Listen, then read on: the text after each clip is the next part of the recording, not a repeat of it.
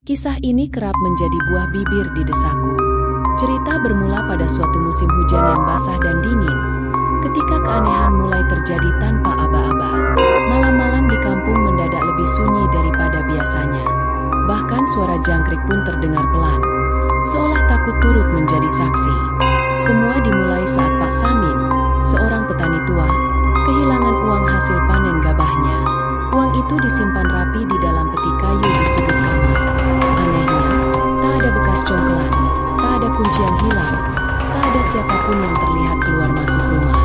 Keesokan paginya, yang tersisa hanya secari kertas bekas bungkus tempe, seakan menjadi tanda ejekan. Dalam hitungan hari, kabar itu menjalar cepat seperti air bah. Rumah demi rumah mulai melapor kehilangan. Ada yang hilang hanya belasan ribu, ada pula yang ratusan ribu rupiah.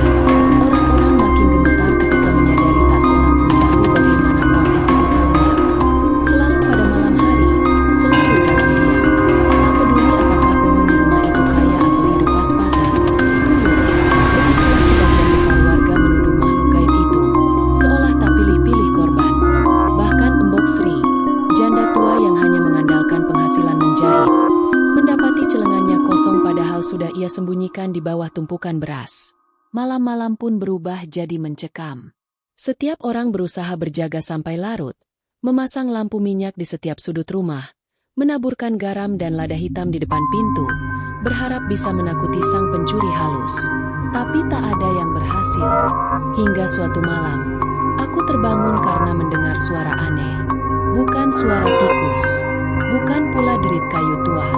Suara itu seperti tapak-tapak kecil berlarian di atas atap, pelan, tapi pasti, seakan mencari celah untuk masuk.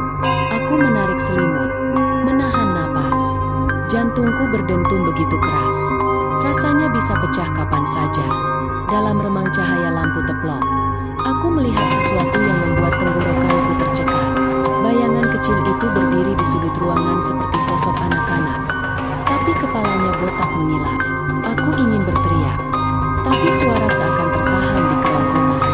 Mataku tak bisa berpaling saat makhluk itu menoleh perlahan. Dan di detik itulah, aku sadar, malam itu hanyalah permulaan. Pagi itu, aku terbangun dengan badan basah oleh keringat dingin. Lampu teplok sudah padam, meninggalkan bau minyak tanah yang menusuk hidung.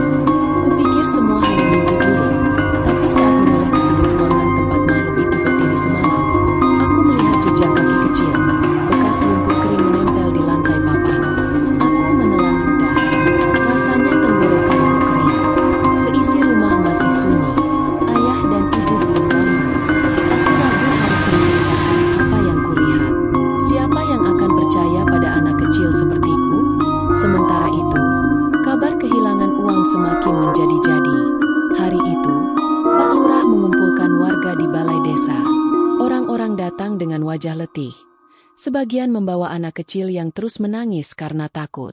Di antara kerumunan, kulihat Embok Sri memegangi kain panjang di dadanya. Matanya merah seolah habis menangis semalaman. Bapak-bapak, ibu-ibu. Suara Pak Lurah terdengar serak. Kejadian ini bukan lagi hal sepele.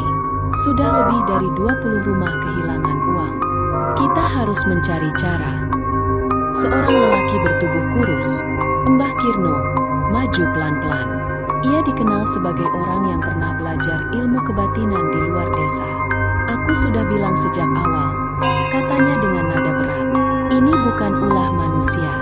Ada sesuatu yang sengaja dipelihara. Tuyul itu dilepas untuk mencuri. Dan kalau kita diam saja, tak akan berhenti sampai seluruh desa kehabisan uang. Beberapa orang menunduk ketakutan. Sebagian lain berbisik-bisik, menuduh diam-diam siapa yang mungkin memelihara tuyul. Tatapan mencurigakan saling berpindah dari satu wajah ke wajah lain. Pak Lurah mengusap kening. Kalau begitu, apa yang harus kita lakukan, Mbah Kirno? Harus ada yang berani mengusirnya, jawab Mbah Kirno pelan. Atau setidaknya mencari tahu siapa pemiliknya. Kalau tidak, tuyul itu akan semakin berani. Malam ini saja aku lihat bayangan kecil melintas di jalan depan rumahku. Tubuhku merinding. Aku tahu aku bukan satu-satunya yang sudah melihat sosok itu. Tapi siapa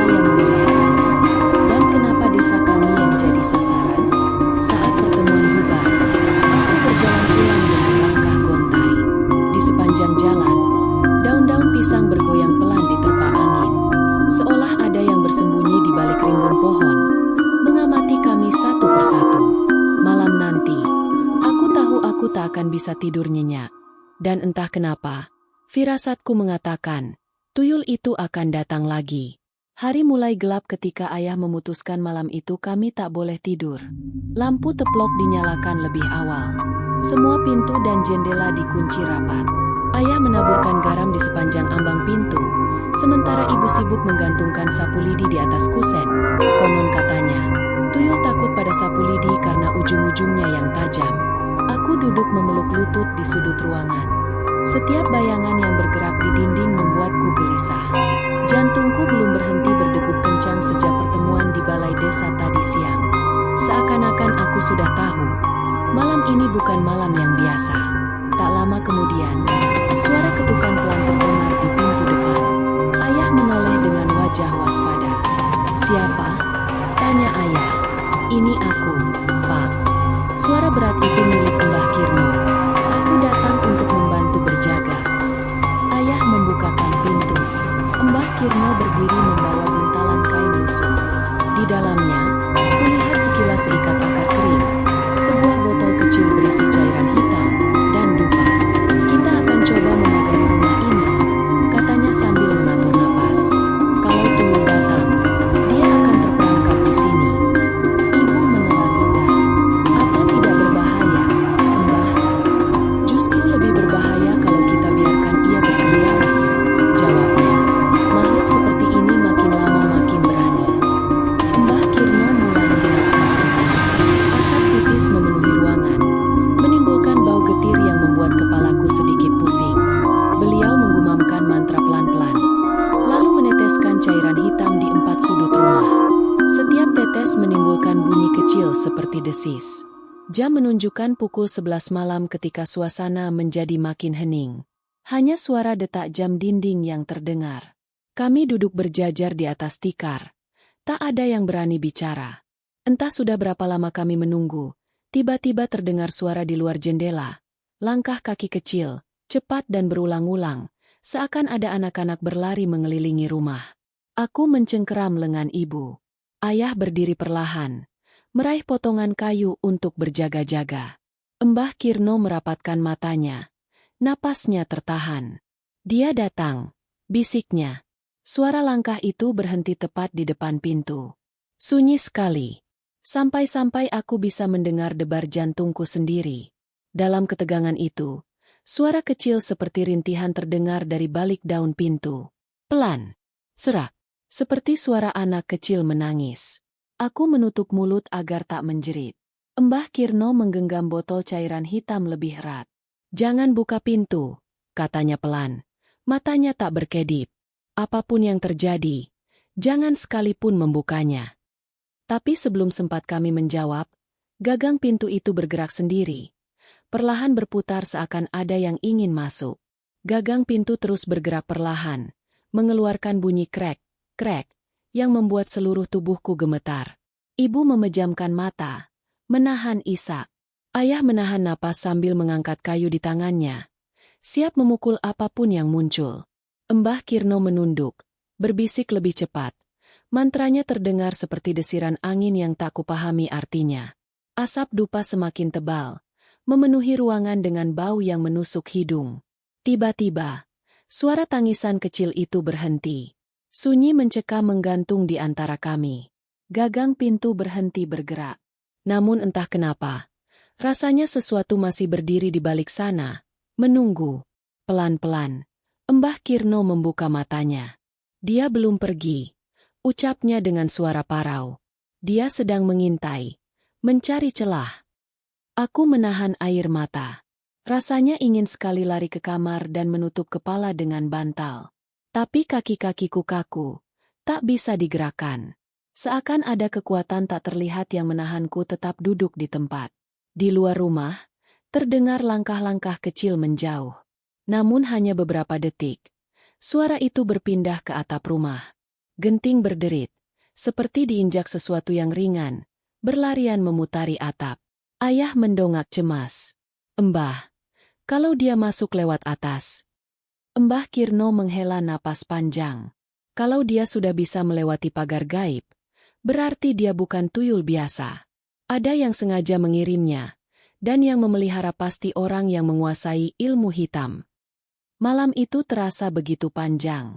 Suara langkah-langkah kecil di atap tak berhenti. Sesekali terdengar cekikikan lirih, suara yang membuat darahku serasa membeku. Mbah Kirno tetap duduk bersila di dekat pintu, keringat bercucuran di pelipisnya. Hampir menjelang subuh, suara-suara itu akhirnya lenyap. Kami semua duduk terpaku, belum berani bergerak. Ayah pelan-pelan membuka pintu. Di halaman, tanah basah penuh jejak kaki kecil yang tampak jelas. Lumpur menempel di ubin teras. Tak ada satupun yang berani bicara. Mbah Kirno menatap jejak-jejak itu lama, lalu berbisik. Besok pagi, kita harus berkumpul lagi. Ini belum selesai. Aku memandang jejak kaki itu dengan dada berdegup tak karuan. Di antara semua ketakutan malam itu, hanya satu pertanyaan yang terus berkecamuk dalam pikiranku. Siapa yang tega memelihara makhluk itu? Dan mengapa mereka menjadikan desa kami sasaran? Pagi harinya, balai desa kembali penuh sesak. Wajah-wajah pucat dan lelah berkumpul. Beberapa membawa anak-anak mereka yang terus menggenggam erat tangan orang tua, tak mau lepas barang sedetik. Cerita tentang suara di atap, jejak kaki kecil, dan tangisan aneh di malam hari sudah menyebar ke seluruh kampung. Tapi tak ada satupun yang tahu siapa pelakunya. Mbah Kirno berdiri di depan, membawa selembar kertas kuno yang lusuh. Ini bukan tuyul biasa, katanya tegas. Makhluk ini dikendalikan. Dikirim untuk mencuri, tapi juga untuk menebar ketakutan. Suasana balai desa makin hening saat ia menatap kami satu persatu. Ada seseorang di antara kita yang memeliharanya. Orang itu tidak sembarangan, punya ilmu tinggi, dan dendam yang dalam. Bisik-bisik mulai terdengar. Nama-nama disebut dalam lirih. Tuduhan muncul diam-diam. Seorang lelaki berteriak, "Jangan-jangan Pak Lurah sendiri. Rumahnya aman-aman saja." Pak Lurah berdiri dengan wajah merah padam. "Saya bersumpah atas nama keluarga saya tidak tahu-menahu." Mbah Kirno mengangkat tangan, menenangkan semua. Jangan sembarangan menuduh. Makhluk ini hanya bisa dikendalikan oleh seseorang yang memiliki warisan ilmu dari garis darah tertentu. Dan saya tahu siapa yang dulu pernah mempelajarinya. Kami semua menahan napas. Sebelum ini, 20 tahun lalu, ada seorang dukun muda yang diusir dari desa karena ketahuan menggunakan tuyul untuk mencuri dari rumah orang-orang kaya. Namanya Ranu. Seisi balai desa membisu. Nama itu seperti kabut gelap yang kembali menghantui. "Ranu sudah lama menghilang," bisik seseorang. "Tidak, dia kembali," ujar Mbah Kirno pelan. "Dan dia tak datang sendiri. Dia mengincar orang-orang yang dulu ikut mengusirnya. Ia tidak hanya ingin uang, tapi balas dendam." Kulitku merinding. "Lalu, apa yang harus kita lakukan?" tanya Pak Lurah. "Dia tidak akan berhenti sampai tujuannya tercapai," kata Mbah Kirno, sorot matanya tajam. "Tapi malam ini, saya akan memancing tuyul itu. Kita akan menyiapkan jebakan. Dan jika berhasil, kita bisa tahu siapa yang mengikat kontrak dengannya." Ayah menggenggam tanganku saat kami berjalan pulang dari balai desa. Langit mendung. Angin bertiup membawa bau tanah yang lembab. Ibu tak banyak bicara. Tapi di matanya, aku bisa melihat rasa cemas yang tak bisa ia sembunyikan. Sore itu, Mbah Kirno datang ke rumah lagi. Ia membawa boneka kecil dari kain kafan, seikat daun pandan kering, dan sebotol air berwarna merah pekat. "Kita letakkan ini di dalam kamar," katanya. "Tuyul tertarik pada energi yang kuat, dan energi itu akan kita pantulkan kembali padanya." Aku memandangi boneka itu. Wajahnya polos, tapi tatapannya kosong. Entah kenapa, bulu kuduku berdiri saat melihatnya. Malam pun tiba. Lebih sunyi dari malam sebelumnya. Dan tepat tengah malam, suara cekikikan kembali terdengar dari loteng rumah. Tapi kali ini, ada suara lain yang menyusul. Suara laki-laki. Lirih. Berbisik. Menyebut namaku. Suara itu. Lirih. Serak. Dan penuh dendam. Namaku disebut berulang kali dari arah loteng. Seakan ada yang memanggil. bukan dengan lembut, tapi seperti melantunkan kutukan. Aku menggigil. Mbah Kirno, yang duduk bersila di pojok ruangan, segera membuka mata. Matanya yang sudah keruh tiba-tiba bersinar tajam. Dia datang, dan bukan sendirian. Ayah menggenggam erat potongan kayunya, sementara ibu menahan tangis. Bunyi langkah kecil kembali terdengar. Kali ini seperti menyusuri langit-langit rumah. Boneka kain kafan yang diletakkan di tengah ruangan tiba-tiba bergerak sendiri, seolah tertarik oleh sesuatu yang tak kasat mata. "Jangan panik," seru Mbah Kirno sambil menaburkan abu hitam ke dalam lingkaran garam yang ia buat di lantai. "Begitu dia masuk perangkap, kita akan tahu siapa tuannya." Tiba-tiba, braak, sesuatu jatuh dari loteng. Sosok kecil itu, berkulit pucat, botak, bermata merah, berdiri di tengah lingkaran garam, terjerat seperti binatang liar. Ia menggeram, namun tak bisa keluar. Tangannya menggenggam selembar uang seribuan yang kumal. Mbah Kirno membaca mantra cepat. Cahaya merah muncul dari lingkaran itu. Sosok tuyul berteriak melengking, suara yang menusuk gendang telinga. Lalu tiba-tiba, diam. Tubuhnya terbaring, tak bergerak. Namun yang mengejutkan adalah apa yang terjadi setelahnya. Dari tubuh tuyul itu, asap hitam keluar dan melayang ke langit-langit. Lalu terdengar suara laki-laki, lirih, penuh kebencian.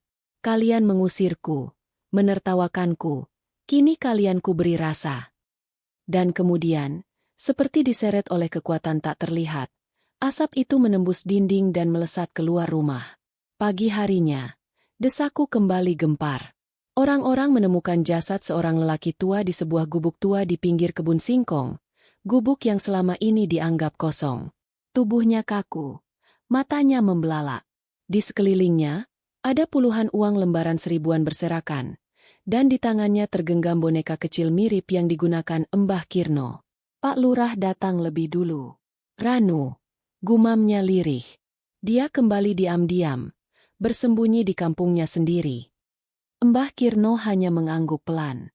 Balas dendamnya sudah selesai. Tapi biarlah tanah yang menerima dia. Dendam memang tidak akan pernah membawa siapapun ke tempat baik. Sejak hari itu, tak ada lagi suara langkah kecil di malam hari. Tak ada uang yang hilang.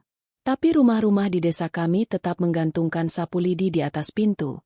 Dan garam masih ditaburkan di setiap sudut rumah. Karena meski tuyul itu sudah tiada, orang-orang tahu satu hal. Kepercayaan bisa dibangun, tapi rasa takut akan tinggal lebih lama.